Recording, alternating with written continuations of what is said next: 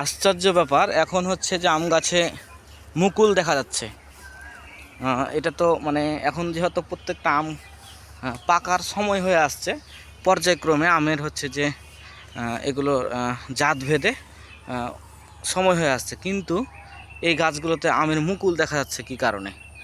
দেখেন সাইডের গাছগুলোতে আবার আম আছে, কিন্তু এগুলোতে হচ্ছে মুকুল দেখা যাচ্ছে।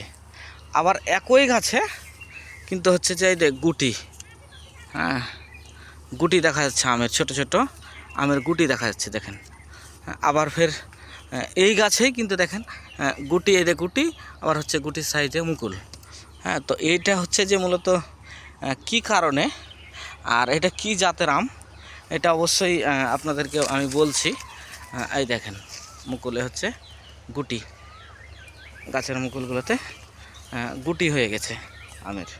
আর এইটা হচ্ছে যে দেখেন এই এই গুটি, মুকুলে গুটি আসছে, আর এই গুটি এই গাছেই কিন্তু এই যে গুটি, আর এই হচ্ছে আম, বড় সাইজের আম। হ্যাঁ, এইটা হচ্ছে যে মূলত কাটিমন আম।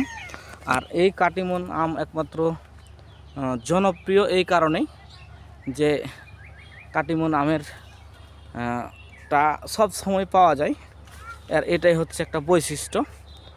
আমি স্বাদ ভালো মন্দ এই ব্যাপারে কোনো কথা বলছি না, যারা চিনে তারা হচ্ছে খাবে, আর যারা চিনে না তারা খাবে না।